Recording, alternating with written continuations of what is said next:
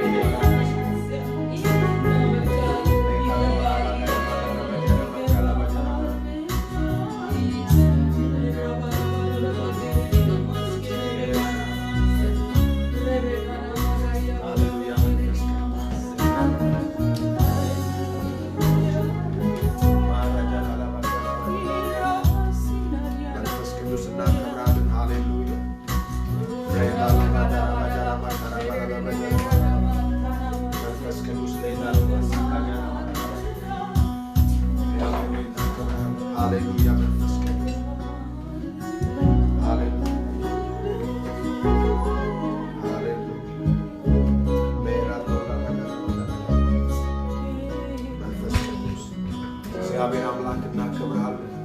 ዛሬን ቀን ስለሰጠን በፊት እንድንሆን በጌታ በኢየሱስ ስም ይባረክ። እግዚአብሔር ሆይ ዛሬ በጌታ በኢየሱስ ስም እንድናመልክ በፊት እንድንሆን ስለሰጠን ጤንነት ደግሞ ብዙ ሰላም በጌታ በኢየሱስ ስም እናመሰግናለን። ጌታ መንፈስ ቅዱስ ዛሬ ጸልያለሁ ሆነ በጌታ በኢየሱስ ስለ እናቶች እግዚአብሔር ስለሰጠህን እናቶች በጌታ በኢየሱስ ስም ይባረክ። ይሄ ቀን እግዚአብሔር ሆይ እነሱን ዓለም ሁሉ የሚያስብበት ቀን ነው። እኛ ደግሞ ስለተወለዱልን እግዚአብሔር ሆይ ጤና ስለሰጣቸው እናቶች እስኪሆኑ ድረስ ስለጠበቃቸው እግዚአብሔር ሆይ በጌታ በኢየሱስ ክርስቶስ ስም እናመሰግናለን። ጤንነታቸው ሰላማቸው ሁሉ በጌታ በኢየሱስ ደም የተሸፈነ ይሁን። እነሱ ላይ የሚነሳ ክፉ ሁሉ በኢየሱስ ስም የተመታ ይሁን። እግዚአብሔር ሆይ ጸልያለሁ ያንተን ታላቅነት ያንተን እንደሆነ ያንተን በረከት በሕይወታቸው ላይ እንድታረግ በጌታ በኢየሱስ ስም እኔ ጸልይ። ስለ ሁሉም እናመሰግናለን በጌታ በኢየሱስ ክርስቶስ ስም አሜን። ጌታ ስሙ ይባረክ። በእግዚአብሔር ፊት ዛሬ ሁላችሁንም እህቶች እናቶች ማለት ነው እናቶችን ሁሉ እንኳን ለዚህ ቀን አደረሳችሁ። እግዚአብሔር ስለናንተ ጌታን በጣም እናመሰግናለን። ምክንያቱም እግዚአብሔር በእናንተ ሕይወት ላይ ያስቀመጠው ትልቅ ኃይል አለ። እናንተ ለምድር በረከቶች ናችሁ። በእናንተ ምክንያት ወደዚህ ምድር የሚመጣ የእግዚአብሔር አጀንዳ ስላለ ሰላማችሁን ጤንነታችሁን እግዚአብሔር አምላክ ይፈልገዋል። በዘመናችሁ ሁሉ የእግዚአብሔር በረከት በሕይወታችሁ ላይ ይሁን። እግዚአብሔር ደስ ያሰኛችሁ። ሐዘናችሁ በጌታ በኢየሱስ ስም አይወደው። እኛም በኢየሱስ ስምና ስልጣን የሐዘንን ጉልበት ሁሉ በኢየሱስ ስም እንመታለን። የምትይዙት ነገር ሁሉ ይባረክላችሁ። እግዚአብሔር ቤት ልጆቻችሁን ይባርከው። እግዚአብሔር በቤታችሁ በሰጣችሁ ቤት ላይ እረፍት ያርጋችሁ። በጌታ በኢየሱስ ክርስቶስ ስም ለበረከት ናችሁና በጌታ በኢየሱስ ስም እግዚአብሔርን ስለዚህ ሁሉ እናመሰግናለን። ክብሩ ሁሉ ለጌታ ይሁን። ሃሌሉያ። እግዚአብሔር አያችሁ መጽሐፍ ቅዱስ ሁሉ ጊዜ ስለ ሴቶች ሲናገር በረከት በእናንተ እጅ ለአለ እግዚአብሔር የሰጣችሁ አእምሮ ይለያል። ለዚህ መጽሐፍ ቅዱስ ስለ አቢጌል ሲናገር እግዚአብሔር ስለ አእምሮሽ እግዚአብሔርን እባርካለሁ አለ። እኔን ከክፉ የከለከለኝ አእምሮሽ ማለት ሐሳቧ አያችሁ። እግዚአብሔር ሴትን ሲፈጥር አድቫንስ ማየት ትችላለች። እቺ ሴት ዳዊትን ለማግባት ብላ አይደለም፣ ግን ቤቷ ውስጥ ያለውን ሞት ስለከለከለች ደሞም ዳዊትንም ከለከለችው። አያችሁ ዳዊት ከደም ጋር እንዳይሄድ ልክ ነው፣ መግደል ይችላል፣ ራይቱ ነው፣ ሰልቦታል። ነገር ግን እሷ ነው አለችው፣ አንተ የእግዚአብሔርን ጦርነት የምትዋጋ ሰው ምን ነክተዋል አለችው። ከዚህ ተራ ከሚሆን ሰው ጋር በፍጹም መጣላት የለብህም ስትለው ዋው የሚገባውን ደግሞ ይዛ ነው። የሚገርማቸው ነገር ወሬ ብቻ አይደለም ያዘችው፣ ለዳዊት የሚገባውን እንጀራ ይዛ በጎች ይዛ በጣም ፈጣን ሰራተኛ እግዚአብሔር በጣም እንደ አቢጌል እግዚአብሔር ብሩህ አእምሮ ይስጣችሁ። አያችሁ ገና ኩክ አድርጋ አዘጋጅታ ወይን ይዛ ሎሌ ሰራተኛ አህያ ባሏ እኮ እየሰከረ ነው ሰፈር ውስጥ በጣም ሰካራ። እግዚአብሔር አምላክ በእናንተ ውስጥ ያስቀመጠ የተባረከ አእምሮ ስላላያችሁ ባላችሁንም ዝቅም ከፍ የምታደርጉት እናንተ ናችሁ። ምክንያቱም እግዚአብሔር በእናንተ እጅ ላይ በረከት አስቀምጧል። ስለዚህ ያንን አእምሮ ተጠቀሙበት። እግዚአብሔር ስሙ ይባረክ። አሜን። ባለፈው ሳምንት ሐሙስ ዕለት ተናግሬ ያለውን ሐሳብን ስለመጠበቅ ሐሳብን መጠበቅ በሰው ላይ ያለን ሐሳብ ብቻ ነው። ምክንያቱም ከእግዚአብሔር ጋር ያለን ሐሳብ ከተበላሸ ከሰው ጋር ለመበላሸት ምንም የሚከለክለው ነገር የለም። እኔ መናገር እየፈለኩት ያለው ሐሳብ ከእግዚአብሔር ጋር ያለውን ሐሳብ በእግዚአብሔር ላይ ያለን ሐሳብ ሁሉ ጊዜ መጠበቅ አለበት። በእግዚአብሔር ላይ ያለን ቅንነት፣ በእግዚአብሔር ላይ ያለን ታማኝነት፣ ለእግዚአብሔር ላይ ያለን ነገር ሁሉ ካልተጠበቀ በሰው ላይ ያለን ነገር ሊጠበቅ አይችልም። አያችሁ ብዙ ጊዜ በእግዚአብሔር ሐሳብ ላይ ያለው ነገር ተበላሽቶ ሰዎች ጌታን ያገለግላሉ፣ ተበላሽቶ ሰዎች ህብረት ያደርጋሉ፣ ተበላሽቶ ብዙ ነገር ያደርጋሉ። ነገር ግን ያ ለውጥ አያመጣም፣ በምድር ላይ ፍሬ አያመጣም። በሕይወታችሁ ላይ የእግዚአብሔርን ህልውና ማየት አትችሉም። መጽሐፍ ቅዱስን እንደ መነሻ አድርጌ ያነሳሁትን ቃል ዛሬም እሱን ላንብበው። ሁለተኛ ቆሮንቶስ ምዕራፍ 11 ላይ ያለውን ቃል እሱን ሐሳብ ይዘን ከዛ በኋላ ዛሬ የምናገርበትን ሐሳብ እቀጥላለሁ። ጳውሎስ እንደዚህ ይላል። እኔ ቀለል ያለው አማርኛ ስለሆነ ጥቂት ሞኝነቴን እንደምትታገሱኝ ተስፋ አደርጋለሁ። በእርግጥም ታግሳችሁኛል። በእግዚአብሔር ቅናት ቀንቻለሁና እናንተ ንጽሕትና ድንግል ለክርስቶስ ለማቅረብ ለአንድ ባል አጭቻችኋለሁ። ነገር ግን እባብ ሔዋንን በተንኮል እንዳሳታት ልባችሁ ከእናንተ ልቦና ተበላሽቶ ለክርስቶስ ካላችሁ ቅንነትና ንጽሕና እንዳትወሰዱ ብዬ እሰጋለሁ ይላል። ያኛው ትርጉም ሲናገር በክርስቶስ ላይ ያላችሁ ሐሳብ ለጌታ ያላችሁ ሐሳብ ንጽሕና መውደዳችሁ እንዳይበላሽ ብዬ እፈራለሁ። ለምንድን ነው ይላል? መጀመሪያ ሲናገር እናንተ ንጹሕ አድርጌ ማቅረብ ስለምፈልግ። እግዚአብሔር ይፈልጋል ስለዚህ ጳውሎስ ትልቁ ስጋቱ የመጨረሻው ደብዳቤ ነው ጳውሎስ ለቆሮንቶስ ቤተክርስቲያን የመጨረሻው ሐሳብ ምክንያቱም ከዛ በኋላ ያለው ነገር ብዙ አልቆየም ስለዚህ እኔ ፈራላችኋለሁ እሰጋለሁ ወረድ የነገራቸው ወንጌል አለ ቅንነታቸውን ያውቃል በእግዚአብሔር ፊት ያላቸው ፍቅር ያውቃል ትጋታቸውን ያውቃል በጣም ትጉ ናቸው እግዚአብሔር ፊት ያንን ያውቃል ግን እፈራለሁ አለ ምክንያቱም አያችሁ ባለፈው ተናግሬ ያለው ሴት ወንድ ልጅ ሴትን ካጨ በኋላ የሙሽራው ቀን ሰው ወንዱን ለማየት አይደለም በጣም የሚጓጓው ሴቷን ለማየት ነው ምክንያቱም ኦሬዲ ሴቷ ውብ ሆና በጣም ተኩላ እሷን ለማየት ባሉም ነው የሚጓጓው ሚዜ በተቀላላ በጣም የሚጓጓው ምክንያቱም ጳውሎስ እናንተ ለአንዲት ወንድ እንደታጨች ነው የሚለው ለአንዲት ወንድ እንደታጨች ሴት ልክ እንደዛ እናንተ ለክርስቶስ ላቀርብ ፈልጋለሁ ንጹህ አድርጌ ምን ማለት ነው ውብ ሆናችሁ ቆመናችሁ ተስተካክሎ ያላችሁ ነገር ሙሉ ሆኖ አያችሁ ለዚህ ነው እግዚአብሔር ፊት ያለን ንጽህና መጠበቅ ያለበት እግዚአብሔር ንጽህናችንን እንድንጠብቅ ነው የነገረን ስለዚህ እሱ አይጠብቅልን እኛ ነን መጠበቅ ያለበት ስለዚህ በእግዚአብሔር ፊት ያኛውን አንስቻለሁ በተወሰነ ሐሳብ ዛሬ በእግዚአብሔር ፊት ያንኑ ሐሳብ ተመልሼ አነሳለሁኝ ሐሳባቸው የተበላሸባቸው ሰዎች ሰውን ለመግደል ብዙ አይመለሱ ሐሳባቸው የተበላሸ በእግዚአብሔር ላይ ሐሳባቸው የተበላሸው ሰዎች ሰውን ለመግደል አይመለሱ ይሄ በጣም ከባድ ቃል ነው ግን just እግዚአብሔር በልቤ ስላስቀመጠው መናገር ስለፈለኩኝ እናገራለሁ ምክንያቱም እውነተኛውን ነገር እግዚአብሔር እንድናገረው ስለተናገረ ዛሬ ትልቁ ተግዳሮት በቤተ ክርስቲያን እንደዚህ ያሉት እሾዎች ናቸው ሰዎች በድፍረት እግዚአብሔርን ያገለግላሉ እንደ ወንድማቸውን እንደፈለገው አድርገው በታቸው ላይ እንደፈለገ አድርገው ምንም ጥላቻ እንዳለ ምንም አይሰማቸውም እግዚአብሔርን ወገኖች ሆይ ጌታን ባርካልን ብሎ ነው መጽሐፍ ቅዱስ እንደዛ አይልም ወገኖች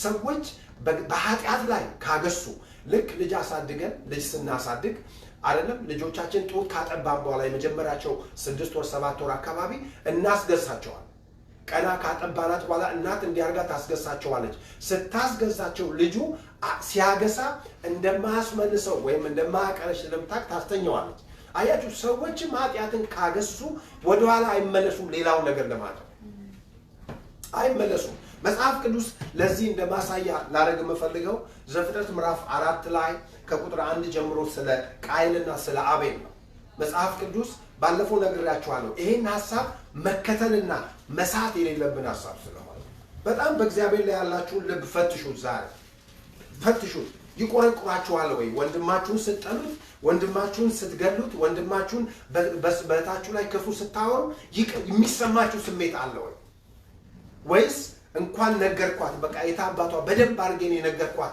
እንደዚህ አርጋያታ ልክልኳን ነገር ያለው ምትሉ ከሆነ በጌታ ፊት ነግራችኋለሁ እናንተ ሐሳባችሁ በእግዚአብሔር ፊት ተበላሽቷል ደህንነታችሁን መጠየቅ አለባችሁ መጽሐፍ ቅዱስ እንደዚህ ይላል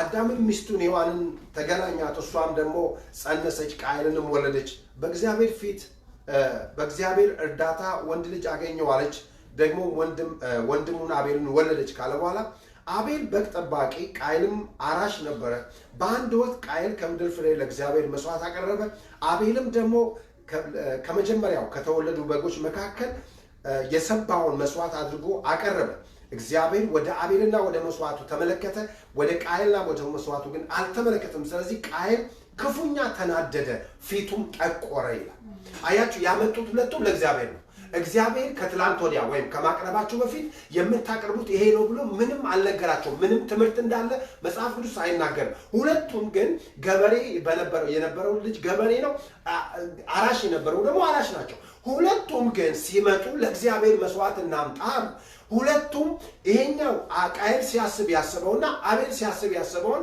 በጣም የተለያየ ሐሳብ ነው ታውቃላችሁ መጽሐፍ ቅዱስ ቃየል ያቀረበው ምንድነው ካላችሁ ከእርሻው ካለው ነገር በጠቅላላ ፍኝ ሊሆን ይችላል እንዲህ ያለ ከስንዴው ከገብሱ ከበቆሎ ከያንዳንዱ ነገር ነው ያቀረበው የቃየል ግን በጣም ነው የሚገርመው የአቤል በጣም ይገርማል ከበጎቹ መሃል ስቡን ያቀረበው ማለት ለእግዚአብሔር የሚገባው አያችሁ እግዚአብሔር በቃየል አእምሮ ላይ እግዚአብሔር የማይረባ ነገር እንደማይቀበል የማይረባ ነገር እንደማይወስድ ኦሬዲ ያውቃል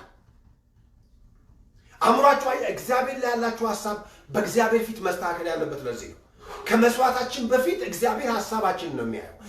ከምናቀርበው ነገር በመጀመሪያ ከምናቀርበው አምልኮ በመጀመሪያ በምን አይነት አእምሮ አውቀነው ነው ወይ እግዚአብሔርን የምናቀርበው? መጽሐፍ ቅዱስ በመሰዊያው ላይ ነው። አያችሁ እግዚአብሔር እንደሚቀበለው ሁለቱ እኔ ያንተን እቀበላለሁ ያንተን አልቀበልም የሚል ነገር መጽሐፍ ቅዱስ ላይ ስላልተቀመጠላቸው ሁለቱ መስዋዕትን አቀረቡ ይላል መጽሐፍ ቅዱስ። ነገር ግን የእግዚአብሔር ቃል ሲናገር እግዚአብሔርም ወደ ቃየል ወደ መስዋዕቱ አልተመለከተም፣ ወደ አቤልና ወደ መስዋዕቱ ግን እግዚአብሔር ተመለከተ ይላል። ስለዚህ ቃየል ክፉኛ ተናደደ። የቱ ጋር ነው የተናደደው? መሰዊያው ላይ በዛው እግዚአብሔር ፊት እያለ አያችሁ ቀጥ ብሎ ሲያርግና የሱ ደግሞ ተንሻፎ ሄደ ብንል በጣም ተናደደ። እዛው መሰዊያ ላይ ሰዎች አእምሯቸው ከተበላሸ ድብድብ የሚጀምሩት የትም ቦታ አይደለም፣ በመሰዊያው ላይ ነው የሚጀምሩት። በእግዚአብሔር ቤት ውስጥ ነው የሚጀምሩት። አያችሁ መጽሐፍ ቅዱስ ጌታ ኢየሱስ ሲናገር እናንተ የዓለም ጨው ናችሁ ይላል። ጨው ሀልጫ ቢሆን መጽሐፍ ቅዱስ ሲናገር ይጣላል ነው የሚለው። መጣፈጥ የኛ ህይወት ድርሻ ስለሆነ እግዚአብሔር የሰጠን ፖዚሽን ነው። ሃሌሉያ አያችሁ። ስለዚህ ጨው መሆን የምንችለው እኛ መጣፈጥ አለብህ ነው የሚለው። በመሰዊያው ላይ ሲመጣ ግን መጽሐፍ ቅዱስ ተናደደ። እግዚአብሔር በጣም ገርሞት የጠየቀው ጥያቄ ለምን ተናደድክ አለ።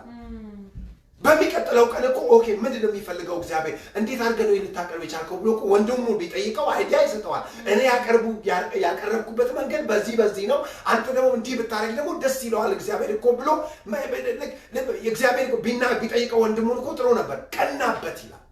ለምን ተናደድክ ደግሞ ፊት ምን አደረገ? ጠቆረ። ሰው በእግዚአብሔር ሐሳብ ላይ ከተበላሸ እንግዲህ የፊት መጥቆር የልብ መጨማደድን የሚያመጣ ስለሆነ ሰውየው ለመግደል አልተመለሰም። እግዚአብሔር ለምን ተናደድክ አለው። ለምን ተናደድክ? መልካም ብታደርግ አለው። አያችሁ አይደለም? መልካምን ብታደርግ ኖሮ ፊት የበራ አልነበረም ወይ? ምን ማለት ነው? ሲመጣም ወደ እግዚአብሔር ሲመጣም በጥሩ አእምሮ አይደለም የመጣው። ወደ እግዚአብሔርም ሲያመጣው ይሄን መስዋዕት ሲያመጣው በተበላሸ አእምሮ ነው ያመጣው። እግዚአብሔርን ባለማወቅ በእግዚአብሔር ላይ ያለው ሐሳብ የተበላሸ ነው። ምን ሊል ይችላል ብላችሁ ካሰባችሁ ስገምተው ምን ዝም ብዬ የፈለኩትን ባቀርበው ወሰደ ምን አገባኝ ብሎ ነው ያመጣው። እግዚአብሔርን ካለማወቅ አምላኩን እግዚአብሔርን ካለማወቅ እግዚአብሔርን ከመናቅ የመጣ ነገር ነው። እግዚአብሔርን ካለማክበር የመጣ ነገር ነው። እግዚአብሔር ወገኖች ሆይ የምናረገውን ነገር ሳይሆን እግዚአብሔር የሚያየው የምናረግበትን መንፈስ ነው። የምናረግበትን መንፈስ እግዚአብሔር ያያል። ገንዘብን ብትሰጡ የፈለገውን ብታረጉ የምታረጉትን መንፈስ ነው እግዚአብሔር የሚያየው። እግዚአብሔር የሚያየው ዛሬ በእግዚአብሔር ፊት አደራ የምላችሁ ነገር በመስዋዕቱ ፊት ስንመጣ የመሰዊያው ባለቤት እግዚአብሔር ብቻ ይደሰት። አያችሁ ካልተቀበለን ማየት ያለብን ራሳችንን ነው። እግዚአብሔር ጋር ፊልም ማናረግ ከሆነ ምንም የማይሰማ በረከት የማይሰማ አምልከን ዘምረን በእግዚአብሔር ፊት ሆነን በህይወታችን ላይ የሚመጣ መንፈሳዊ ኮኔክሽን ከሌለ ራሳችንን ነው መጠየቅ ያለብን። መንፈሳዊ ነገር ኮኔክሽን ኖሯቸው የሚያድጉ ሰዎችን ለምንድን ነው ምቀኛ ምን ሆነባቸው? ከነሱ ነው መማር ያለብን እንዴት እንዳደጉ።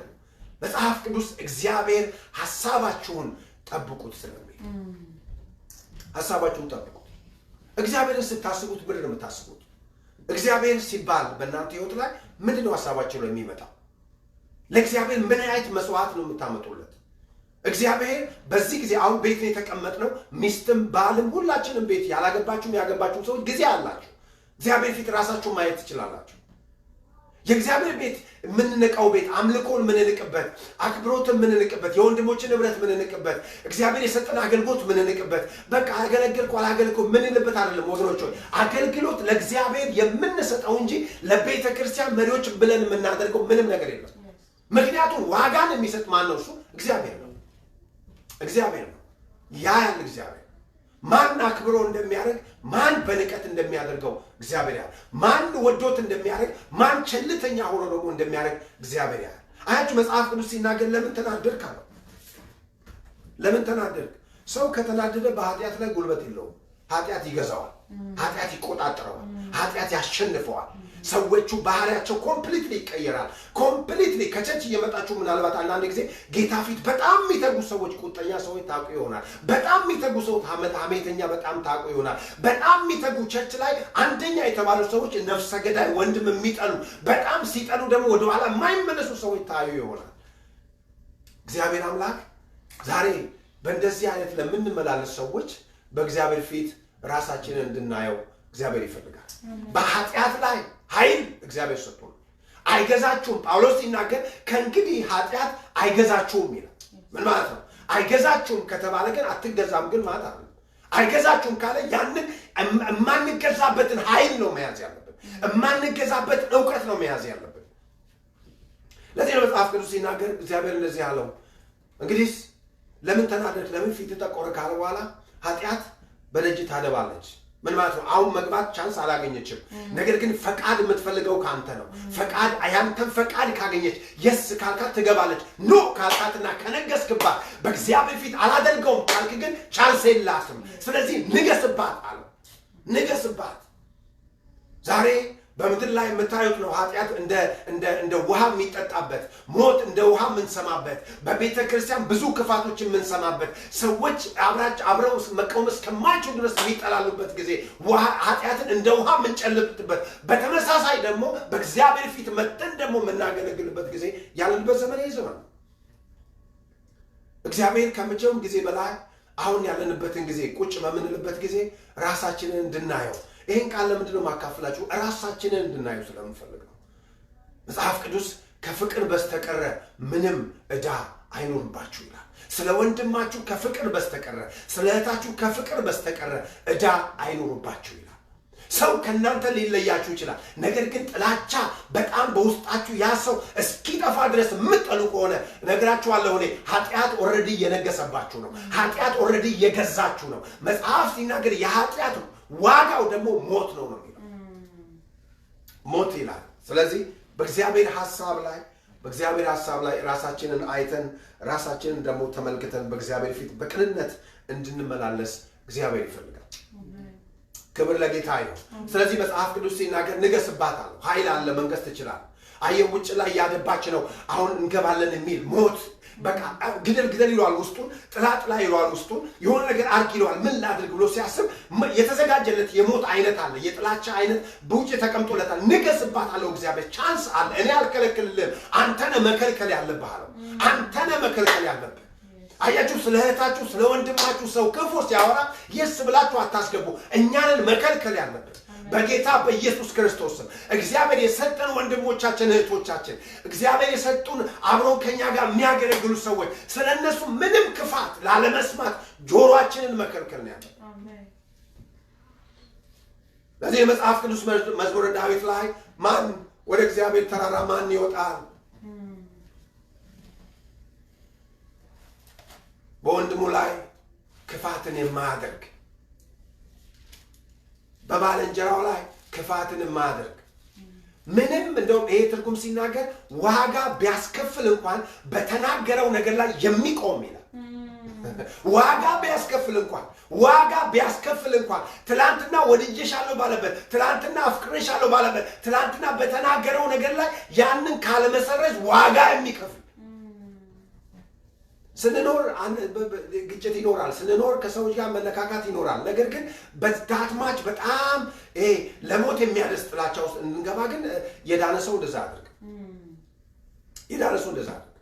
እኔ ማምነው ጌታ፣ እኔ ማምነው የምከተለው ኢየሱስ ፍቅር ነው። ብትገለብጡትም ብታቆሙትም ብታብራሩትም ኢየሱስ ፍቅር ነው። ጌታ ኢየሱስ ፍቅር ነው። በፍቅር እንድንኖር የእግዚአብሔር ፈቃድ። በጣም ነው የምነግራችሁ። በፍቅር እንድንኖር የእግዚአብሔር ፈቃድ። እግዚአብሔር እንድንኖር የሰጠን ዋና ነገር ዓለም እንኳን እኛን ማወቅ የሚችለው በፍቅር ነው። ጥሩ ሰባኪ ሆናችሁ እንዲያውቃችሁ እግዚአብሔር አይፈልግም። ምክንያቱም ከእናንተ የተሻለ ሰባኪ አለ በውጭ። እግዚአብሔር የሚፈልገው የፍቅር ሰው። ስለዚህ ሐሳባቸው በእግዚአብሔር ላይ የተበላሹ ሰዎች በኃጢአት ላይ እንኳን አቅም የላቸው፣ ይወድቃሉ፣ ቶሎ ይበላሽባቸዋል። ምክንያቱም እግዚአብሔር ላይ ያላቸው ሐሳብ የተበላሸ ስለሆነ፣ እግዚአብሔር ጋር ያላቸው ልብ የተበላሸ ስለሆነ መጽሐፍ ቅዱስ ላይ እንደዚህ ይላል። እንዴት አድርገን መጠበቅ ያለብንን እግዚአብሔር ሲናገር ዕብራውያን ምዕራፍ 2 ላይ እንደዚህ የሚል ቃል አለ። ዕብራውያን ምዕራፍ 2 ቁጥር 1 ላይ ሃሌሉያ፣ ኢየሱስ ክርስቶስ ጌታ ነው። ስለዚህ በእግዚአብሔር ፊት ራሳችንን በደንብ እንድንጠብቀው የእግዚአብሔር ሐሳብ ነው። ስለዚህ በደንብ አያችሁ መጽሐፍ ቅዱስ ሲናገር እንደዚህ ይላል። ዕብራውያን ምዕራፍ 2 ቁጥር 1 ላይ ስለዚህ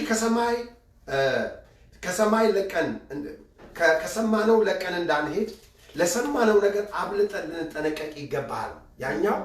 ያኛው ሲናገር ከሰሙት ነገር ከሳቱ ነው የሚለው። ለሰማነው ነገር ልንጠነቀቅ ይገባል። እግዚአብሔር ሁሉ ጊዜ በሕይወታችን ላይ እነሱ ከጣላቸው ካልሰሙ እግዚአብሔር ላይ ያላቸው ሐሳብ ተበላሽቶ ካልሰሙት እግዚአብሔር ለሰማነው በእግዚአብሔር ፊት ለሰጠን ሕይወት ልንጠነቀቅ ይገባል። ወደ ታች ሲናገር እንደዚህ ይላል፣ ምክንያቱም በመላእክት በኩል የተነገረው ቃል ጽኑ ከሆነና ማንኛውንም መተላለፍ አለመታዘዝ ተገቢው ቅጣት ከተቀበለ እኛስ እንግዲህ ይህንን እንዲህ ያለውን ታላቅ መዳን ቸል ብንል እንዴት ልናመልጥ እንችላለን? አያችሁ፣ እነዛ ቸል ብለው ምን ማለት ነው? በእግዚአብሔር ላይ ያላቸው ነገር አበላሽተው ከተጣሉ እግዚአብሔር ከቀጣቸው ይልቁኑ እኛሳ ለምንሰማው ነገር በእግዚአብሔር ላይ የምናስበው ነገር ልንጠነቀቅ ይገባል። ምክንያቱም ያ የእግዚአብሔር ፈቃድ ስለሆነ። አንቺ መጽሐፍ ቅዱስ ላይ እንደ መንገድ የተባሉ ሰዎች ትምህርት ሆነ የነቃይን ትምህርት ሆነ እስከዛሬ ድረስ ትምህርት አለ። መጽሐፍ ቅዱስ በብዙ ቦታ ላይ ስለ ቃይል ታገኛላችሁ። በቃይል መንገድ ሄደዋል የሚል ነገር ታገኛላችሁ። የቃይል መንገድ ምን ነው ካላችሁ ሰልፊሽ፣ ለራሱ ብቻ የሚያስብ ራስ ወዳድ በቃ እሱ ማግኘት ብቻ የሚፈልግ ለወንዱም ማግኘት ማጣት የማይቆረቁረው እሱ ብቻ ጧት ማታ ለራሱ ብቻ የሚኖር ለወንድሙ ምንም ከይል የማይሰጥ የቃይል መንገድ እስከዛ ድረስ ይሄ አለ በምድር ላይ። ራስ መውደድ፣ ስግብግብነት፣ ከራስ በላይ ምንም የማይመስለው እግዚአብሔር ሐሳባችን ከተበላሸ የምንኖረው ነገር ይሄ ነው። ስግብግቦች ነው የምንኖረው። ምንድነው? በእግዚአብሔር ፊት ራስ ወዳድ ነው የምንኖረው። በቃ እኔና እኔ ብቻ ብንሞገስኛ፣ ብንከበርኛ፣ ከፍ ብንልኛ፣ ብንበላኛ፣ ብንጠጣኛ ሌላው ሰው ምንም ጉዳያችን አይደለም። ለዚህ ነው መጽሐፍ ቅዱስ ሲናገር ሮሜ ምዕራፍ 16 ቁጥር 18 ላይ እነሱ ሰዎች ይሄንን ቃል አንብብላችሁ በጣም የሚገርም ነው። እንዴት ራስ ወዳድ ሰዎች እንደሆኑ ሰዎች የቃይል ትምህርት ነው በዚህ ዘመን ቃይል የለም። ነገር ግን የሚገርማችሁ ነገር የቃይል ግን ትምህርት ሆኗል። ኦልሬዲ ቃይል ትምህርት ሆኗል። የቃይል አካሄድ ትምህርት ሆነ። ስግብግብነት ትምህርት ሆነ። ዛሬ በቤተ ክርስቲያንም ይሄ ትምህርት አለ። ዛሬም ይሄ ትምህርት አለ። በምንድን ነው ሰይጣን እየሰራ ያለው? በእግዚአብሔር ላይ ያላቸው ሐሳብ ሰዎች እንዲበላሹ በትምህርት ነው። 16 ቁጥር 18 ላይ እንደዚህ የሚል ቃል አለ። ወንድሞች መለያየትን የሚፈጥሩትና የተማራችሁትን ትምህርት በመቃወም በጉዟችሁ መሰናክል የሚያደርጉትን እንድትጠነቀቁ አሳስባቸዋለሁ። ከነሱም ራቁ ይላል። ከእንደዚህ ከሚያደርጉ ሰዎች፣ መከፋፈልን ከሚፈጥሩ ሰዎች፣ የጌታን ሽታ ከሌላቸው ሰዎች፣ ቸርች ውስጥ ካሉ ሰዎች ራቁ ነው የሚለው። ቸርች ውስጥ ካሉ ሰዎች አያችሁ፣ ስትቀርቡኝ እኔ ስለ ወንድሜ አጠገቤ ስላለው ሰው ክፋት የምትነግሩኝ ከሆነ፣ ምቀኝነት የምትነግሩኝ ከሆነ፣ ያረገችውን የኋላ ታሪኳን የምትነግሩኝ ከሆነ እየከፋፈላችሁ ነው እንጂ አንድ እያረጋችሁኝ አይደለም። ስለሱ ጥሩነት ብትነግሩኝ ግን እግዚአብሔር እኮ በሱ ያደረገው ብትሉ፣ በጣም የሚገርም ሰው ነው ብትሉኝ፣ ምክንያቱም ሰውየው ካለው በጣም መጥፎ ይልቅ የነበረው የተሻለ ነገር በጣም ብዙ አለ። ራቁ ነው የሚለው። በዚህ ዘመን መራቅ የሚባል ነገር ብዙ አይል መጽሐፍ ቅዱስ ብለን ስለምናስ ራቅ እንደውም አብሯቸው አትብሉ የሚልም ሁሉ አለ። እንደውም ሰላምም አትበሏቸው ይላል። ሰላምም አትበሏቸው፣ ምክንያቱም በእግዚአብሔር ላይ ያላቸው ቅንነት ከሚያበላሹባቸው እነሱ ቢቀሩ ይሻላል። እነሱ ቤታችሁ ባይመጡ ይሻላሉ። እነሱ ከእናንተ ጋር ባያወሩ ይሻላችኋል፣ በእግዚአብሔር ላይ ያላቸውን ቅንነት ከሚያበላሹባቸው። ስለዚህ ራቁ ይላል ቁጥር 18። እንደነዚህ ያሉ ሰዎች የሚያገለግሉት ጌታችን ኢየሱስ ክርስቶስ ላይ ሳይሆን የራሳቸውን ሆድ ነው። በለሰለሰ አንደበት ቤታቸው በሽንገላ የዋሆችን ያሰናክላሉ ይላል። አይገርማችሁ? ትምህርት እኮ ነው። የለሰለሰ ማማ ነው፣ ትምህርት ነው እንጂ የኔ ቆንጆ የኔ ሸጋ ምናምን ብለዋል። ትምህርት ነው። ለሆዳቸው ለራሳቸው ሆድ ሲሉ ለሚበሉት ክብር ሲሉ ለጌታ አይደለም፣ ለጌታችን ለኢየሱስ ክርስቶስ አይደለም። ጳውሎስ እንደውም ሲናገር ተገረፍኩ፣ ተመታው፣ ተደበደብኩ፣ እንደዚህ ሆንኩኝ ይላል። ይህን ሁሉ እየሆንኩ ግን አሁንም የኔ ጭንቀት የአብያተ ክርስቲያናት ጉዳይ ነው። አየኔ ጭንቀት የህዝብ ጉዳይ ነው ድነዋል ወይ በጌታ ጸንተዋል ወይ እንዳይጠፉ ሚል ስጋት ነው ያለኝ ለኔ አይደለም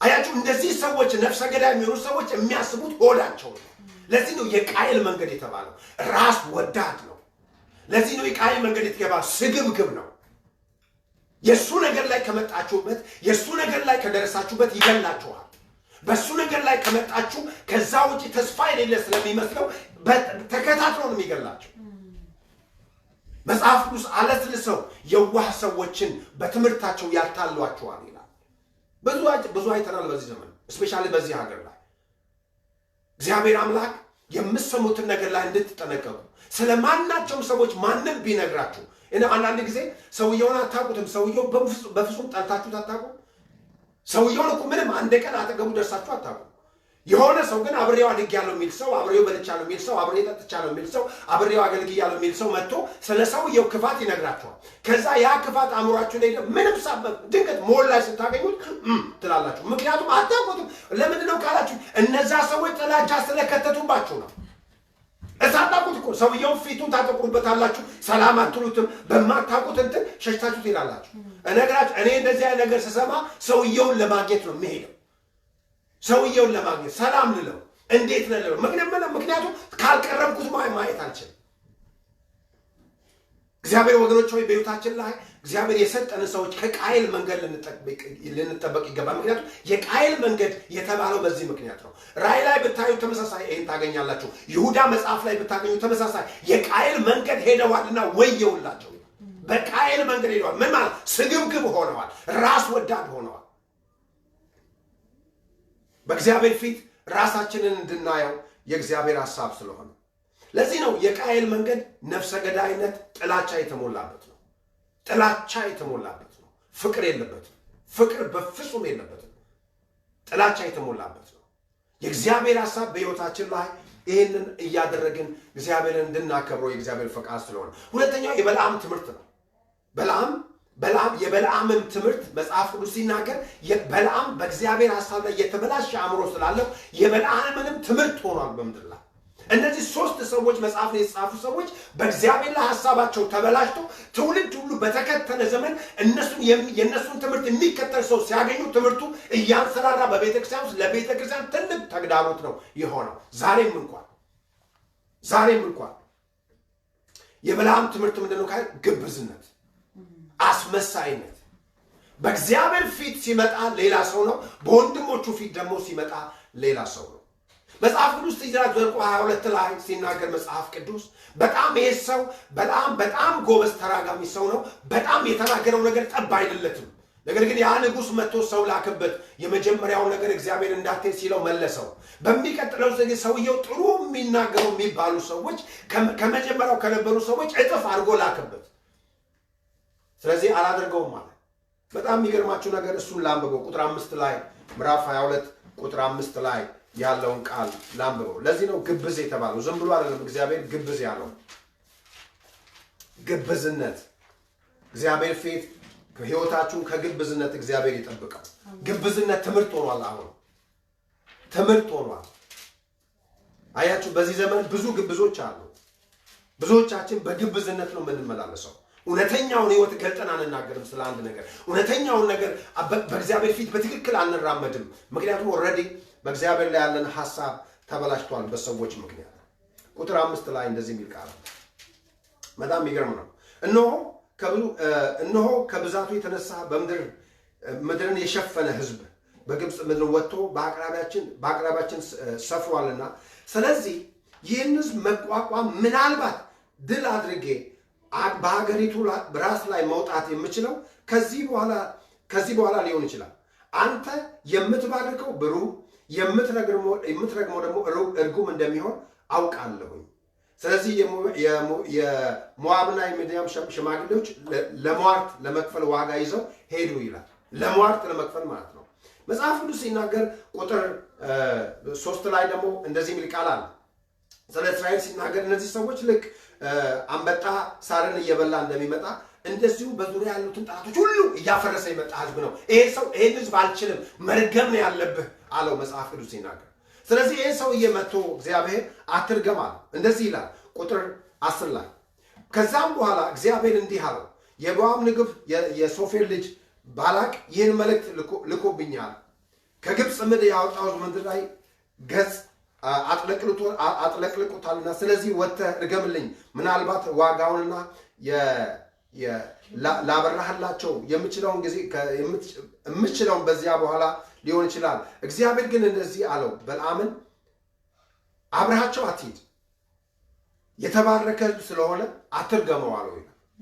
እሺ ብሎ ጠዋት ሲነሳ አይ እግዚአብሔር ከልክሎኛልና አልሄድም አለ ይላል። ከዛ በኋላ መጽሐፍ ቅዱስ እጥፍ ሰዎች አድርጎ ሁለተኛ ላከባቸው። የዚህኛው ጊዜ ነው ሰውየው መሄድ ፈለገ። የሚሰጠውን ገንዘብ ሲያይ የሚያገኘውን ነገር ሲያይ በቃ መሄድ ፈለገ። ከዛ በኋላ ነው መጽሐፍ ቅዱስ ሲናገር በጠዋት ተነስቶ አህያውንም ጫነ ተነስቶ መሄድ ፈለገ። ከዛ መጽሐፍ ቅዱስ ሲናገር እግዚአብሔር እንዳትሄድ ተቆጣው ይላል። አስመሳይነት፣ ግብዝነት፣ እፍረት የሌለበት ግብዝነት፣ ምንም እፍረት የሌለበት ግብዝነት፣ እግዚአብሔርን ያለ መፍራት ግብዝነት፣ ለሰዎች ብሎ የሚኖር ክርስትና፣ ለጓደኞች ለገንዘብ ተብሎ የሚኖር ክርስትና፣ ለሀብት ተብሎ የሚኖር ክርስትና፣ ዝናን ለማግኘት ተብሎ የሚኖር ክርስትና ወገኖች ሆይ እሱ በእግዚአብሔር ላይ የተበላሸባቸው ሰዎች ለዚህ ነው መጽሐፍ ቅዱስ ራሳቸውን በዚህ ወጉ ይላል። አያችሁ ሰው ከእግዚአብሔር ሐሳብ ሲበላሽ በሀብት በዝና በክብር በዚህ ባለው ነገር አገኛለሁ ብሎ ረካለሁ ብሎ ስለሚያስብ በዚህ ነገር ራሳቸው ወጉ ነው የሚለው መጽሐፍ ቅዱስ። ሐሳባችሁ በእግዚአብሔር ላይ አይበላሽ። እግዚአብሔር ኖ ያላችሁ ነገር ላይ የሚቀጥል በረከት አለው ማለት ነው።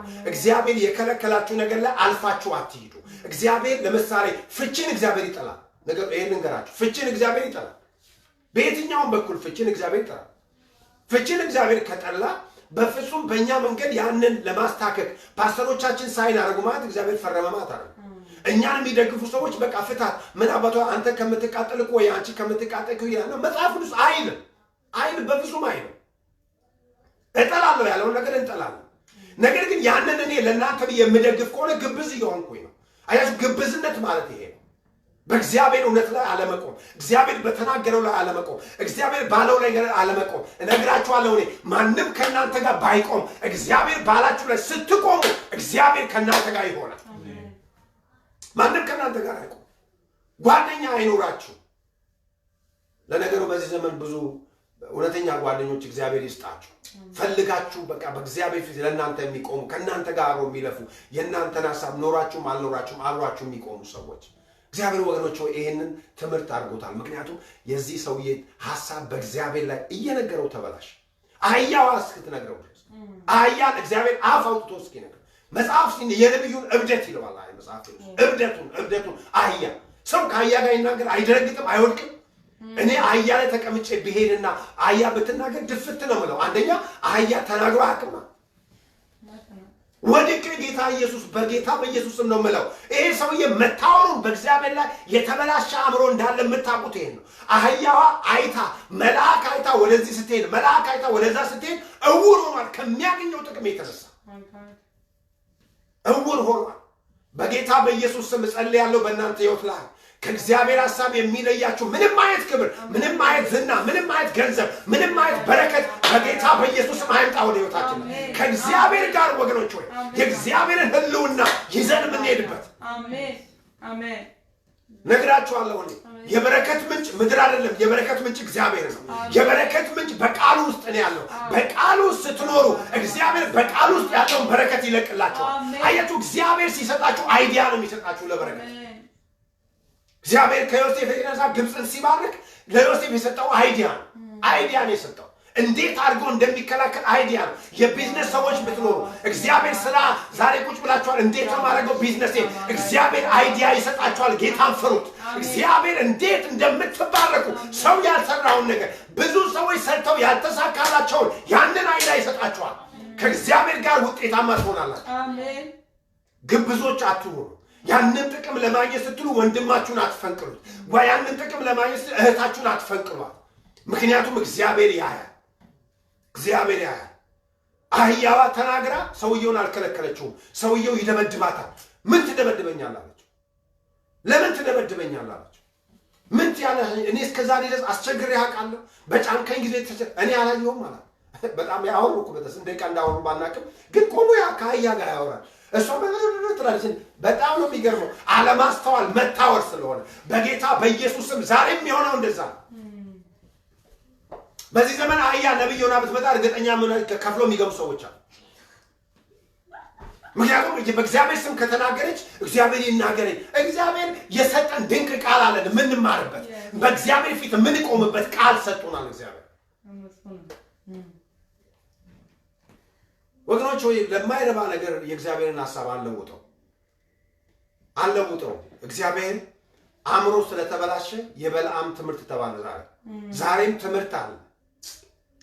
ትምህርት አለ ይሄም ትምህርት አለ ክብር ካገኘ ዝና ካገኘ ከለበስ ከነዳ ከበላ ከጠጣ ክብር ካለ ቁንን ብለቸች ከመጣ በቃ ለሰው ለማሳየት ከነዳ በኢየሱስ ስምና ስልጣን ምድር ላይ የሚያስቀርቅር ክፉ መንፈስ የተመታ ይሁን መንፈሳዊት የተዘረፈ ባዶ ይሆነ ከእግዚአብሔር ጋር የተጣላ መጸለይ ማይችል በሰዎች ጸሎት የሚኖር ማለት ነው በሰዎች ጸሎት የሚኖር ሰዎችን እያስመጣ ያጸልያል ቤቱ ሁሉ ጊዜ ፕሮግራም ቤት ያለ ራሱ ግን መጸለይ ማይችል እግዚአብሔር ወገኖች ሆይ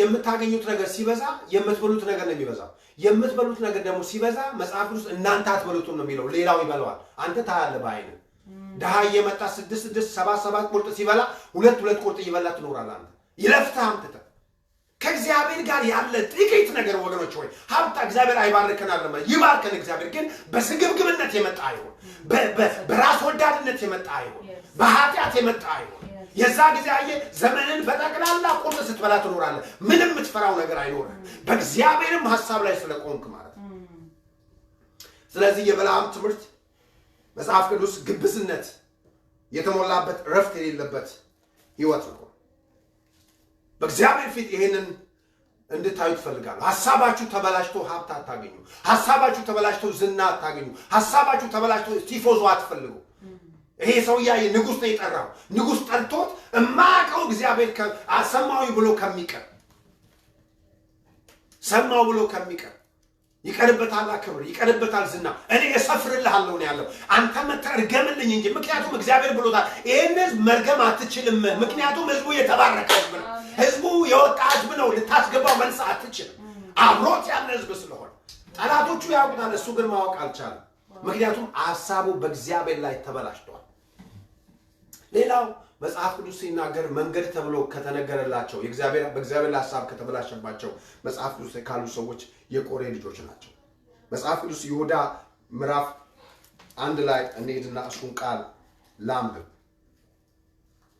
በእግዚአብሔር ላይ ሐሳባችን እንዳይበላሽ እንየው ራሳችንን አያችሁ የደስታችን ምንጭ የሰላማችን ምንጭ የበረከታችን ምንጭ እግዚአብሔር ራሱ ስለሆነ በእግዚአብሔር ፊት ራሳችንን እንድናየው የእግዚአብሔር ሐሳብ ስለሆነ ክብር ለጌታ ይሁን ስለዚህ መጽሐፍ ቅዱስ ይሁዳ ላይ እንደዚህ የሚል ቃል አለ ይሁዳ ምዕራፍ 1 ላይ ከ5 ጀምሮ ምንም እንኳን አስቀድማችሁ ይህን ሁሉ የምታውቁ ቢሆንም እንኳን ጌታ ህዝቡን ከግብጽ ምድር እንዴት እንዳወጣ በኋላ ግን ያላመኑትን እንዳጠፋ ላስታውሳችሁ እወዳለሁ የስልጣን ስፍራቸውን የለቀቁትን ነገር ግን መኖሪያቸውን የተውትን መላእክት በዘላለም መስራት እስከ ታላቁ ቀን ፍርድ ድረስ በጨለማ ጠብቋቸዋልና እንዲሁም በሰዶምና በጎሞራ በዙሪያቸው ያሉ ከተሞች በሰይሰኝነት በተፈጥሮ ስርዓት ውጪ ሆነው ለሩካቤ ስጋ ራሳቸውን አሳልፈው ሰጡ እነሱም ለዘላለም እሳት በቅጣት የሚሰቃዩ ምሳሌ ሆነዋል በዚህ ሁኔታ ህልምም አላሚዎች በገዛ ስጋቸው ያረከሱ ስልጣንን ይቃወማሉ በሰማይም ክብር ያላቸውን ፍጥረታት ሁሉ ይሳደባሉ የመላእክት አለቃ የሆነው ሚካኤል እንኳን ስለ ሙሴ ስጋ ከዲያብሎስ ጋር በተከራከረ ጊዜ ጌታ ይገስጻለው እንጂ የስድብ ቃል ለመናገር እንኳን ቢከሰው አልደፈረም አያችሁ የሙሴን ስጋ መልአኩ በሰይጣን አምጥቶ ሲከሰው የስድብ ቃል አልተናገረም አሁን በዚህ ዘመን ለምንድን ነው የምንሳደበው መጽሐፍ ቅዱስ መልአክ ይበልጣል ከሰይጣን መስደብ ይችላል አንተም ብሎ መናገር ይችላል እግዚአብሔር ይገስጽ እንጂ ብሎ ሌላ ነገር አልተናገረም እግዚአብሔር ወገኖች ሆይ ከአፋችሁ ላይ የስድብ ቃል አይውጣ። ከአፋችሁ ላይ ሚስታችሁን፣ ባላችሁን፣ እግዚአብሔር ልጆቻችሁን አትሳደቡ። መጽሐፍ ቅዱስ ሲናገር የክርስቲያን አንደበት የተማረ አንደበት ነው፣ የተቀመመ አንደበት ነው።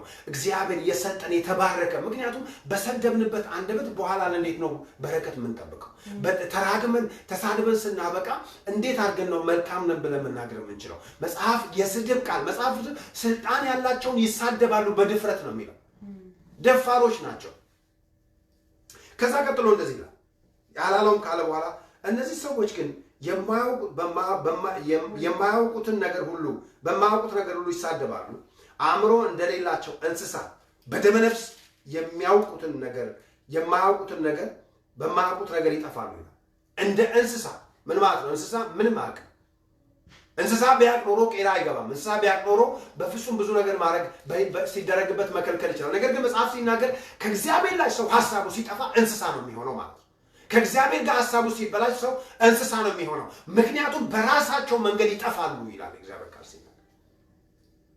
ስለዚህ ቁጥር 11 ላይ ወየውላቸው በቃየል መንገድ ሄደዋልና ለገንዘብም ሲስገበገቡ በበለዓም ስህተት ውስጥ ወድቀዋል፣ በቆሬም አመፅ ደግሞ ጠፍተዋል። እነዚህ ሶስቱ ሰዎች አንድ ላይ የሚጣበቁ ናቸው፣ አንድ ላይ የሚሄዱ ናቸው። ለምንድን ነው አንድ ላይ የሚያደርጋቸው መጽሐፍ ቅዱስ? ወየውላቸው በቃየል መንገድ ሄደዋል። ለምን? በገንዘብ ምን ሲሉ ሲስገበገቡ። በበለዓም መንገድ ስተዋል። ለምንድን ነው የሚሰጡት? ወድቀዋል። ምክንያቱም ስህተት ውስጥ ገብተዋል። የበለዓም መንገድ ነግሬያቸዋለሁ፣ ራስ ወዳድ አስመሳይነት ነው። የቆሬሳ አመፅ ነው። አመፅ በእግዚአብሔር ሰዎች ላይ አመፅ፣ በእግዚአብሔር ሰዎች ላይ አመፅ፣ እግዚአብሔር በሰጠን መንግስታት ላይ መሪዎች ላይ አመፅ፣ ክፋትን መናገር፣ ተንኮልን መናገር ዛሬ ከመቼውም ጊዜ በላይ የምንሰማበት ነው። ምክንያቱም ሰው እግዚአብሔር ላይ ሐሳቡ ከተበላሸ የእግዚአብሔርን ጥቅስ ጠቅሶ ይሳደባል። ምክንያቱም መጽሐፍ ሲናገር ጌታ ኢየሱስ ክርስቶስን ሰይጣን መጥቶ የከሰሰው ወይም ደግሞ በእግዚአብሔር ፊት ፈተና ውስጥ ያስገባው በእግዚአብሔር ቃል ነው። የእግዚአብሔርን ቃል የተናገረ ሁሉ የእግዚአብሔር ሰው አይደለም። አታውቁትም? ልጸልይላችሁ ያለ ገባ በሉ ልጸልይላችሁ ያለ ሁሉ እናንተ ገባ ብትሉ አንደ በቃ አሁን እየሰማሁኝ ነው። ሪሲት ካስገባችሁልኝ በኋላ ሪሲቱን ላኩልኝ ከዛ በኋላ ጸልይላችሁ የሚለው ደግሞ አሉ ማዕት ነቢያት። ምክንያቱም በግልጽ ማግኘት ስላልቻሉ በጌታ በኢየሱስ ስምና ስልጣን ይሄ መንገድ የተመታ ይሁን። እጸልያለሁ እኔ ከዚህ ነገር ላይ ስንወጣ እግዚአብሔር አምላክ ይሄንን ነገር ከምድራችን ላይ የጠረገው ይሁን። አሜን። ብዙ ንጹህ ሰዎች ይሸወዳሉ። ንጹህ ሰዎች ህይወታቸው ይበላሻል። እግዚአብሔር አምላክ ባልገባን ነገር በፍጹም እኛ ባልገባ ነገር እየገባን እንድንፈተፍት የእግዚአብሔር ሐሳብ አይደለም። ስለዚህ ህሊናችሁን በእግዚአብሔር ፊት እንዳይበላሽ ጠብቁት። እግዚአብሔር አምላክ ሶስት ነገር ልናገርና ሶስት ጥቅሶችን ብቻ ላውራና በእግዚአብሔር ፊት ለምንድን ነው ቀልብ ወይም ደግሞ ንጹህ ህሊና ሊኖረን የሚገባው? ልንተጋ ይገባል። ንጹህ ህሊና ለመያዝ መትጋት አለብን። ኦኬ ይሄን አልኩኝ፣ እነዚህን ሁሉ ተናገርኩ። ግን በአዲስ ኪዳን ስንመጣ ደግሞ ይሄን ንጹህ ህሊና ለመጠበቅ መትጋት አለብን። አለማስነካት፣ ምንም አይነት ነገር መጥቶ ያንን ከእግዚአብሔር ጋር ያላችሁን ቅንነት እንዳያበላሽባችሁ በፍጹም ልንጠብቀው ይገባል። ምክንያቱም የእግዚአብሔር ቃል ስለሚናገር መጽሐፍ ቅዱስ ሐዋርያ ሥራ ምዕራፍ 23 ላይ እንደዚህ የሚል ቃል አለ። ምዕራፍ 23 ቁጥር 1 ላይ ሃሌሉያ። ምዕራፍ 23 ቁጥር 1 ላይ ሃሌሉያ እንደዚህ ይላል። ጳውሎስም ወደ ሸንጎ ትኩር ብሎ ተመለከተ።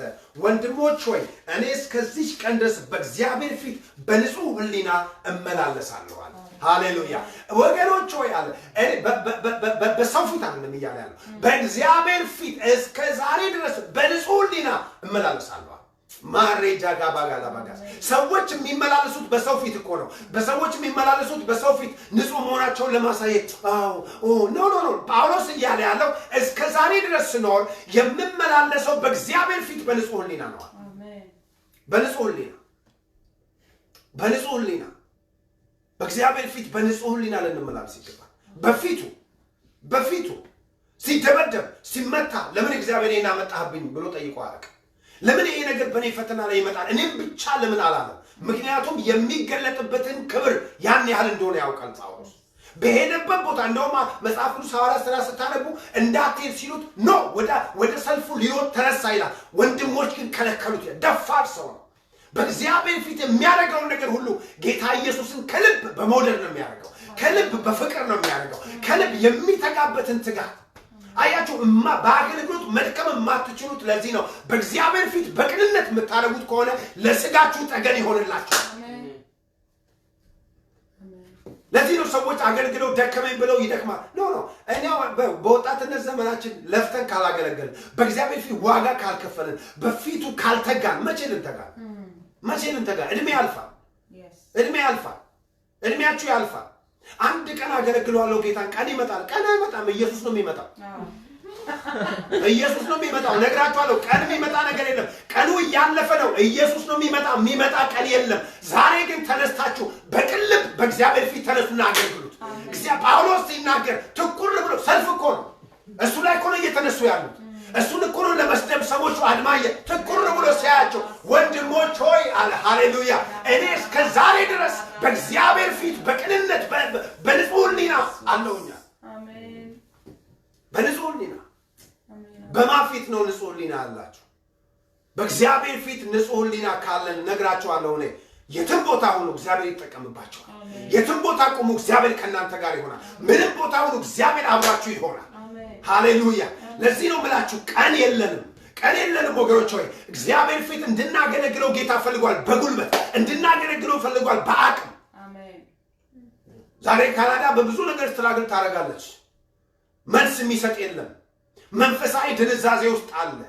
ታውቃላችሁ ካናዳ ውስጥ 65% በዲቮርስ የተሞላ ሀገር ነው። ሲንግል ማም የበዛበት ጊዜ ነው አሁን ያለው። ለምንድን ነው ያንን ነገር ማን ነው የሚያስቆመው? ይሄን ነገር ማን ነው በእግዚአብሔር ፊት የሚጸልይ? በንጽህና በእግዚአብሔር ፊት ለመታወቅ አይደለም። እኔ ዛሬን በማረጌ ምክንያት ፌስቡክ ላይ ለመሸጥ ዩቲዩብ ላይ ለመሸጥ አይደለም። በእግዚአብሔር ፊት ለነዚህ ሰዎች የሚተጋማ ነው።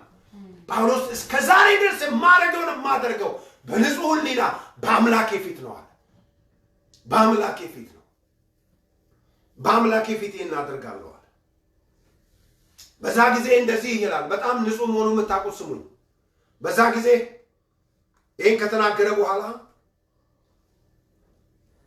ሊቀ ካህናቱ አናንያ ጳውሎስን አጠገብ የቆሙትን ሰዎች አፉን እንዲመቱት አዘዘ።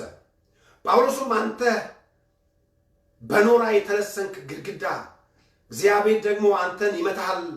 በሕጉ መሰረት እንድትፈርድብኝ ተቀምጠህ ሳለህ ያለ ሕግ ልታስመታኝ አንተ ራስህ ሕጉን ጥሰሃል አለው። ጳውሎስን አጠገብ የቆሙ ሰዎች እንዴት ሊቀ ካህናት ትሳደባለህ ሲሉት አላወቅኩም አለ። ወዲያው ተመልከቱ የሰውዬ በማፊት እንዳለ። እኛ እኮ ተሳልበን ስናበቃ ወደኋላ ከመመለስ ይልቅ እንጨምራለን። ምን አባቱ ያመጣል? ምንድን ነው እሱ? እግዚአብሔር ከኔ ጋር ነው ያለው። ዳዊት ጳውሎስ ተመለሰ። አላወቅኩም እኔ ሊቀ ካህን መሆኑን አላወቅኩኝም፣ ይቅርታ አድርጉልኝ። በእግዚአብሔር ፊት ማለት ይሄ ነው። ጥፋት ስትሰሩ ወዲያው ስትሳሳቱ በቃ ልክ ነው። አዎ ልክ አጥፍቻለሁ። የእግዚአብሔር ሰው ሆነ እንዴት በአደባባይ የስ አጥፍቻለሁ፣ በድያለሁ። በእግዚአብሔር ፊት ራስን መጠበቅ ማለት ይሄ ነው። በእግዚአብሔር ፊት ንጹህ ሕሊና እንዲኖረን መጠበቅ ማለት ይሄ ነው። አትሂዱ። ብዙ ሰዎች ተሳስተው ሲያበቁ ውሸትም እንደሆነ እያወቁ ይቀጥሉበታል። ዝም ብሎ መሄጃ መቆሚያ የለውም። በቃ ከሄድክ ትቀጥላለህ። ከጌታ ቤት ነው የምትወጣው። በንጹህ ሕሊና ልንተጋ የሚገባው ልንጠብቅ የሚገባው በእግዚአብሔር ፊት ስለሆነ መጽሐፍ ቅዱስ እዛው ሐዋርያት ሥራ ምዕራፍ 24 ቁጥር 16 ላይ ያለውን ቃል ላንብብላችሁ። ሃሌሉያ! እንደዚህ ይላል። በጣም የሚገርም ነው። ቁጥር 16 ላይ ስለዚህ በእግዚአብሔር ፊት ንጹህ ሕሊና እንዲኖረኝ ሁል ጊዜ እጥራለሁ። ስለዚህ በማፊት በእግዚአብሔር ፊት ሁል ጊዜ ንጹህ ሕሊና እንዲኖረኝ እተጋለሁ። ያኛው ትርጉም ሲናገር እተጋለሁ። ምን ማለት ነው? ንጹህ ሕሊና እንዳይ አምላኬ ፊት ለመጸለይ ስመጣ ያለ ንጹህ ሕሊና አምላኬን ካለማወቅ መጥቼ መጸለይ አልፈልግም። አያችሁ፣ ሐሳባችን ከተበላሸ መጸለይ አንችልም። እግዚአብሔር ፊት ልንተጋ ይገባል። ትላንትና በኖረን ጉልበት ዛሬ አትቀጥሉ። ትላንትና አቅም ኖሮን ነበር፣ የስ ትላንት ጸልየን ነበር፣ አዎ። ዛሬሳ ሰይጣን እኮ ስትራቴጂውን ከመቼውም ጊዜ በላይ በጣም በተቀናጀ መንገድ በደንብ በተደራጀ መንገድ እኛን ለማድከም ይሰራል እኮ። እናንተን ለማቆም እኔና እናንተን ለማድከም እኮ ይሰራል። ቤተክርስቲያን ውስጥ በውሸተኛ ሰዎች ገብቶ ሞራላችሁን ይመጣባቸዋል። ጸሎት ቫልዩ እንደሌለ፣ አገልግሎት ቫልዩ እንደሌለ፣ ምንም ዋጋ እንደማይሰጣችሁ እግዚአብሔር አድርጎ ይነግራችኋል ሲስተም ስለሆነ። ጳውሎስ ይሄንን ግን ለማድረግ ሌትና ቀን እተጋለሁ፣ እጠብቃለሁ። ይሄንን ለማድረግ እጠብቃለሁ በእግዚአብሔር ፊት። እኛም ልንጠብቀው ይገባል። በእግዚአብሔር ፊት ጠብቁት ወገኖች። እግዚአብሔር ኃጢአትን ለሰው ብትነግሩ ሰው ይከሳቸዋል። ለእግዚአብሔር ስትነግሩት ግን ጌታ በፍጹም ንጹህ ሕሊና ነው የሚሰጣችሁ። በእግዚአብሔር ፊት ድፍረት ነው የሚሆናችሁ። አያችሁ ልጆቻችን ሁሉ ጊዜ ቤት ውስጥ አንድ ዕቃ ቢሰብሩ ልክ በዛ በኩል ሲያልፉ እኛ ምንላቸው ምንድን ነው? ትላንት ሰብረሃል ዛሬም ትሰብራለህ ነው ምንለው። ስለዚህ እነሱም ሲያልፉ ደግሞ ያን ነገር ሲያዩት እንደ ትላንትናው እንዳይሰሩ፣ ምክንያቱም በእኛ ፊት እግዚአብሔር እንደዛ አይደለም። እግዚአብሔር ደግሞ መንት ሲነግራችሁ የተበላሸ ነገር ላይ ትቶታል። ስትንሳ ከገባን በኋላ በእግዚአብሔር ፊት መታችሁ እንድትጸልዩ ጌታው የባለፈውን ነገር እኮ ትዝ ይልሃል አይደለም እንዲያረኩት ያው ይቅር ብለኛል ግን ላስታውስ ብዬ ነው አላወኩም ይላችሁ። ካላወቃችሁት ይሄን ጊዜ ነው መንፈጀው። ለሱ ነገር ጾም ጸሎት እንይዛለን፣ ለሱ ነገር ነቢያት ጋር እንሄዳለን ነው። እግዚአብሔር ይቅር ያለውን ለማንም ነቢይ አይነግረውም። ነግራችኋለሁ። በእግዚአብሔር ፊት ሊኖረን የሚገባው ይሄ ነው። በደስታ እንድንጸልይ ያደርገናል፣ በፍቅር እንድንጸልይ ያደርገናል፣ በአቅም እንድንጸልይ ያደርገናል። የመጨረሻውን ጥቅስ ላንብብና ከዛ በኋላ እንጸልያለን። ሁለተኛ ጢሞቴዎስ ምዕራፍ 1 ቁጥር 3 ላይ ያለውን ቃል ላንብብና ከዛ እንጸልያለን። ሃሌሉያ። እግዚአብሔር አምላክ ደስ የሚሰኝበት ክርስትናን እንድትኖሩ ደስ ብሏችሁ ቢኖራችሁ ባይኖራችሁ እንዳላችሁ ደስተኛ የሚያደርጋችሁ በእግዚአብሔር ፊት ያላችሁ ንጹህ ሕሊና ነው። በእግዚአብሔር ፊት ያላችሁ ንጹህ አእምሮ ነው። አምላካችሁን የምታውቁበት በፍጹም የማይለዋወጥ የእግዚአብሔር ፍቅር፣ የማይለዋወጥ የእግዚአብሔር ደስታ። ሃሌሉያ። ከናንተ አልፎ ለሌላው የሚደርስ አያችሁ። ከናንተ አልፎ ሰላማችሁ ከናንተ አልፎ ሌሎችን ያገኛል። ምን ሆና ነው በመስኮት አንዳንዱ ተቀምጦ ዲፕሬስድ ሆኖ በቃ ልሙት ምናምን ሲል እናንተ ደግሞ ዘና ብላችሁ ምንም እኮ የገባ ነገር ምንም የለም፣ የተለየ ምንም ነገር የለም። ነገር ግን ትልቁ እግዚአብሔር ቤታችን ላይ አለ። አሜን። ስራ ፈት አትሁኑ። መጽሐፍ ቅዱስ ስራ ፈትና ፍሬ ቢስ እንዳትሆኑ ያደርጋችኋል ይላል። ስራ ፈት አትሁኑ በእግዚአብሔር ፊት። እንደዚህ ይላል ምዕራፍ 1 ቁጥር 3 ላይ ሳላቋርጥ ሌትና ቀን በጸሎቴ ስላንተ ሳስብ የቀድሞ አባቶቼ እንዳደረጉ በንጹህ ሕሊና የማመልከው እግዚአብሔርን አመሰግናለሁ። ሃሌሉያ። አንተን ሳስብ ደስ ይለኛል አለ። ቀጥሎሳ ሁል ጊዜ እንደ አባቶቼ እኔ አባቶቼ ብዬ መጸለይ እንዴት ደስ ይለኛል መሰላችሁ። ለኔ እንደ ሳምፕል የማያቸው መጽሐፍ ቅዱስ ላይ እግዚአብሔርን በቅንነት የተከተሉ እግዚአብሔርን ያከበሩ ሰዎች አሉ። ስለዚህ እነሱን ጠርቶ ጳውሎስ እንደነሱ በንጹህ ሕሊና የማመልከው እግዚአብሔርን አመሰግናለሁ። አምልኮ ያለ ንጹህ ሕሊና አትችልም። ሕሊና ስላችሁ ከድብድብ ጋር እግዚአብሔርን ከማሰብ ጋር ያለ ነው ማለት ነው። እግዚአብሔርን ከማወቅ ጋር ያለ ነው ማለት ነው። እግዚአብሔርን ከመረዳት ጋር ያለ ነው ማለት ነው። ለዚህ ነው እግዚአብሔር የሰጠን ፍቅር ልክ እኛ በወረት እንደምንለውጠው ይመስለናል። እግዚአብሔር ፊት ልንተጋ ይገባል። ጳውሎስ ለጢሞቴዎስ ሁሉ ጊዜ ስላንተ ጸልያለሁ፣ ሁሉ ጊዜ ስላንተ ጌታዬን አከብራለሁ። ምክንያቱም እንደ አባቶቼ በንጹህ ሕሊና ሃሌሉያ፣ በንጹህ ምክንያቱም ምንም አይነት የሆነ ነገር ምልክት ይዤ የሆነ ነገር ይሰጠኛል ከሚል ሳይሆን አባቶቼ ያመለኩት እሱና እሱን ብቻ ተከትለው እንዳከበሩት እኔም ደግሞ እንደ አባቶቼ አድርጌ ማከብረው እግዚአብሔርን አመሰግናለሁ። ሃሌሉያ። እግዚአብሔር ወገኖች ሆይ በዚህ ዘመን አሁን ያለው እግዚአብሔር ተብሎ የሚጠራው አሁን በሰዎች አንደበት ባንዳንድ ሰዎች የሚጠራው እግዚአብሔር ገንዘብ ብቻ የሚሰጥ በቃ የሚሰጥ ብቻ ለሱ ዋጋ የሚከፈልለት የማይመስል የሚያለብስ ብቻ የሚቆጣ የማይመስል አይ በቃ ማለበሳው ብላ ጠጣው ብላ ዝም ብለ ብትበላ ያው መጨረሻውም እንደሚሆን እናውቃለን። መጽሐፍ ሆዱም ይጠፋል ነው የሚለው። እግዚአብሔር ሁለቱንም ያጠፋቸዋል። ለሆዳችን አንኖርም ወገኖች። የምናመልከው እግዚአብሔር ክብር ያለው አምላክ ነው። ያከብራችኋል፣ ንግግራችሁን ያከብራል፣ እናንተን ልጆቻችሁን እግዚአብሔር ያከብራል። ምክንያቱም እግዚአብሔር ሲሰጣችሁ የሚቀጥል ይወስላል ማለት ነው። ከዛ የመጨረሻው አንደኛ ጢሞቴዎስ ምዕራፍ 1:5 ላይ ያለውን ቃል ላንብብና እንጸልይ። የእግዚአብሔር እውነተኛ መንፈሳዊ ነገር የሚወጣው ከዚህ ስለሆነ ምክንያቱም ኮኔክት ስታደርጉ የማይለወጥ የእግዚአብሔር እውነተኛው ሰላም እውነተኛው ፍቅር እውነተኛው ደስታ የሚወጣው ከዛ ውስጥ ነው እንደዚህ ይላል ምዕራፍ 1 ቁጥር 5 ላይ የዚህ ትእዛዝ ዓላማ ግን ከንጹህ ልብ ከበጎ ሕሊና እንዲሁም ከእውነተኛ እምነት የሚገኝ ፍቅር ነው የዚህ ሁሉ ትእዛዝ ዋናው ዓላማ የዚህ ሁሉ ትእዛዝ ዋናው ዓላማ ከንጹህ ልብ ከበጎ ሕሊና እንዲሁም ደግሞ ከእውነተኛ እምነት የሚገኝ ምንድነው ይላል ፍቅር አያችሁ ከንጹህ ልብ ከበጎ ሕሊና ከእውነተኛ ህይወት የሚወጣ ፍቅር አይቀየርም ይሄን ደግሞ በእንትንም ታገኙታል በትምህርትም ታገኙታል እግዚአብሔር ጋር ካለ ንጹህ ሕሊና የምታመጡት ነው እግዚአብሔር ጋር ካለ ካልተቀላቀለ ህይወት የምታመጡት አትንካ አትቅመስ አትውሰድ አትሂድ እንደዚህ ተወርቃላችሁ የሆነ ሰዓት ላይ ዓላማው ግን ምንድነው ንጹህ አእምሮን በእኔና በእናንተ ላይ መፍጠር ነው ንጹህ ልብን በእኔና በእናንተ ላይ መፍጠር ኦኬ ንጹህ ልብ ተፈጠረ ንጹህ አእምሮ ከዛሳ እውነተኛ ፍቅር ይወጣበታል ሃሌሉያ እውነተኛው አጋፔ የሆነ ፍቅር የማይቀየር ፍቅር የማይለወጥ ፍቅር ይወጣበታል ምክንያቱም እግዚአብሔር አምላክ በሱ ላይ አእምሮአችን እንዲበላሽ እግዚአብሔር አይፈልግም እግዚአብሔር አምላክ የፍቅር አምላክ ነው እግዚአብሔር አምላክ ደግ አምላክ ነው እግዚአብሔር ለዚህ ነው መጽሐፍ ቅዱስ ሳኦል ያሳደደ ሲሄድ ደቀ መዛሙርቱ ጌታዬ መጽሐፍ ቅዱስ ሲናገር እግዚአብሔር በብርሃን ጣለው ይላል ሲጥለው መጽሐፍ ሲናገር እንደዚህ ይላል ሳኦል ለምን ታሳደኛለህ ማሳደህ አንተ ማን ደግሞ ምን ያለው ወዲያው ያለው ጌታ ሆይ ማሳደህ ማን ነው ያለው ምክንያቱም ከሱ በላይ ጌታ ያለ አይመስለው ነበር እሱ ብቻ ጀግና አይመስለው ነበር ምንም ሳይነቀው ጣለው በደግ በቃ ምን ገንጀ አንተ አይደለህም ብሎ ጣለው እግዚአብሔር ሲጥለው ጌታ ሆይ ማን አለው እኔ የምታሳደኝ እኔ ኢየሱስ ነኝ አለ ምን አደረግለት ተፈልጋል አያችሁ ምንድነው ያደረገው ይሄ ወኔ የሞላበት ሰውዬ አቅም ያለው ሰውዬ በጣም በቃ ለእግዚአብሔር የሚቀና የነበረው ሰውዬ አእምሮን ያስተካከለለት አእምሮን ንጹህ አደረገለት አያችሁ የሚጠላቸው ሰዎች እንዲወድ አደረገው የሚገፋቸው አብሯቸው እንዲሆን አደረገ ድሮ የሚያሳድድ የነበረው እንዲሰደድ አደረገ ምንም ነው የቀየረው እግዚአብሔር አስተሳሰብ አእምሮን ነው የቀየረው ሌላ ነገር አይደለም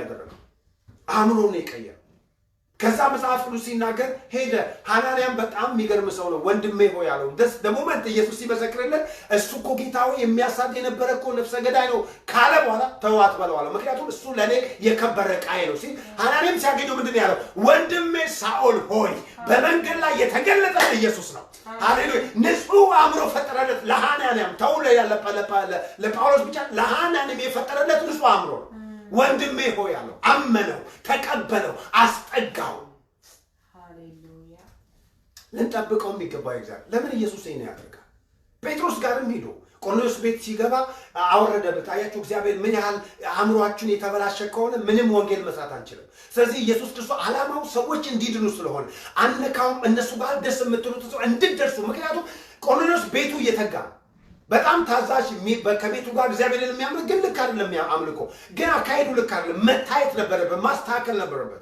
ጴጥሮስ ጋር ሄደና እግዚአብሔር እባብ ምናምን አስቀምጣ ብላ ተመስጦ መጣበት ነው የሚለው አልበላም ጌታው ሲለው እኔ አርክሼዋለሁ ብላ እሱን እያሰላሰለ ያለ ይላል መጽሐፍ ቅዱስ ከውጪ መጽሐፍ ቅዱስ ጴጥሮስ እዚህ ኬፋ የሚባል ሰው ያለው እኔ ነኝ ለምን መጣችሁ እንዲ ወቆ ተመልስ ሄዳለው እግዚአብሔር ሄደ ተናገረ ግን እንዴት መንፈስ ቅዱስ እንደሚሰራ አላወቅም ግን አእምሮውን ለወጠበት እኔ ነኝ አቋጭው ሄድ በዛ ምክንያት በቤተክርስቲያን መካከል ያው የተወሰነ ነገር እንደተፈጠረ በታሪኩ መጽሐፍ ቅዱስ ላይ ታገኛላችሁ ግን ምንድነው ማለት ነው እግዚአብሔር ንጹህ አእምሮ እንዲኖረን በእግዚአብሔር ላይ እግዚአብሔር ይፈልጋል ለዚህ ነው ጴጥሮስን እኔ አስጥቄዋለሁና አንተ ምን አትበለው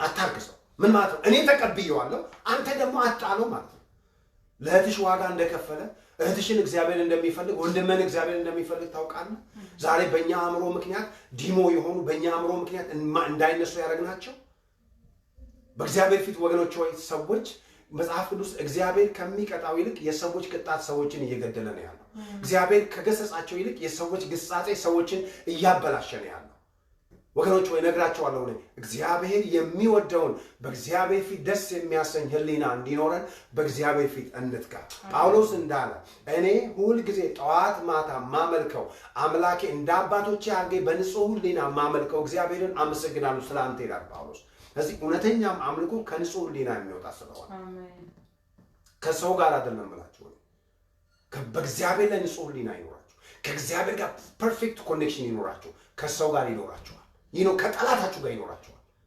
ከማይወዳችሁ ሰዎች ጋር ይኖራችኋል ክብር ለኢየሱስ ይሁን ምናልባት ዛሬ በዚህ መካከል እየሰማችሁ ያላችሁ ጌታ ኢየሱስ ክርስቶስን እንደ ግል አዳኝ አድርጋችሁ ያልተቀበላችሁ ወይም ደግሞ ኢየሱስ ክርስቶስ የሕይወታችሁ ጌታ እንደሆነ የማታውቁ ሰዎች ካላችሁ ኢየሱስ ክርስቶስን ስንቀበል እኔ ጌታን በመቀበልበት ጊዜ ልክ እንደናንተ ሰምቼ ነው ጌታን የተቀበልኩት የሕይወቴን አቅጣጫ የቀየረልኝ ጌታ ኢየሱስ ክርስቶስ በእግዚአብሔር ቃል ላይ ያለ ሕይወት መጽሐፍ ቅዱስ ሲናገር ልጁ ያለው ሕይወት አለው የእግዚአብሔር ልጅ የሌለው ሕይወት የለውም ይላል አያችሁ ይሄን ያልኩት ሁሉ የሆነው ነገር የሚሆንላችሁ በኢየሱስ ክርስቶስ ብቻ ነው እንድንድንበት በምድር የተሰጠን ስም አንድ ብቻ ነው እሱም ኢየሱስ ክርስቶስ ነው ሃይማኖት ይገላል ኢየሱስ ሃይማኖት አይደለም ኢየሱስ ሕይወት ነው በጣም ሰው ወደ ኢየሱስ ስትመጡ ሃይማኖት አይደለም የምትቀይሩ የሕይወታችሁ ጌታ ነው የሚሆነው ፐርሰናል ሪሌሽንሺፕ በግላችሁ ከእግዚአብሔር ጋር ትገናኛላችሁ ማንንም ማስተማሪ ከእናንተ ጋር ባይኖር እግዚአብሔርን አሁን ጌታ ኢየሱስን የግል አዳኝ አድርጋችሁ ስትቀበሉ የጌታ ሰላም ቤታችሁ ላይ ይገባል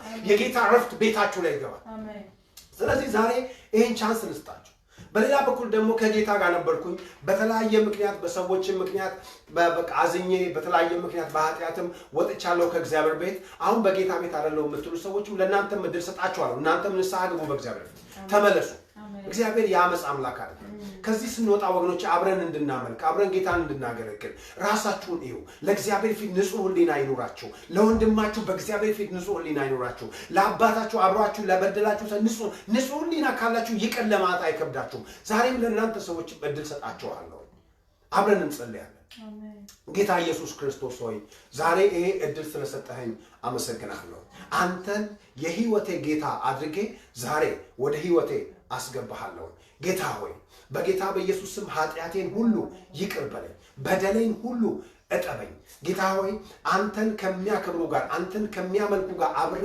እንዳመልክ ደግሞ እድልን ስጠኝ ስሜን በሕይወት መዝገብ ስለጻፍከው አመሰግናለሁ ኃጢአትን ሰይጣንን ስራውን ሁሉ እክዳለሁ አንተን ጌታዬን የሕይወቴ ጌታ አድርጌ እሾምሃለሁ በጌታ በኢየሱስ ክርስቶስ ዛሬ ይሄን ከኛ ጋር አብራችሁ የጸለያችሁ ሰዎች እግዚአብሔር ከቻላችሁ በውስጥ መስመር ላይ ጻፉልን የት እንዳላችሁ ካወቅን በኋላ የጌታን ከሚያመልኩት በጥሩ ቤተክርስቲያን ጥሩ ፋውንዴሽን ካላችሁ ቤተክርስቲያን ጋር እናገናኛችኋለን እዚህም ካላችሁ ደግሞ ጻፉልን እኛ እናንተን በግል እናናግራችኋለን አብረን ከናንተ ጋር ደግሞ እንጸልያለን የእግዚአብሔርን ቃል እናስተምራችኋለን እግዚአብሔር ከኛ ጋር ስላለ ክብር ለጌታ ይሁን አብረን እንጸልያለን ጌታ ሆይ እናመሰግናለን ስለተናገርከን ቃል በፊትህ በንጹህ ሕሊና እንድንኖር በፊትህ እግዚአብሔር ሆይ በጌታ በኢየሱስ ክርስቶስ በተገለጠ አንተ በምትወደው አይነት ሕይወት ልባችን የተቃኘ አእምሯችን የተቃኘ እንዲሆን በጌታ በኢየሱስ ክርስቶስ እንጸልያለን ጌታ መንፈስ ቅዱስ ሕዝባችን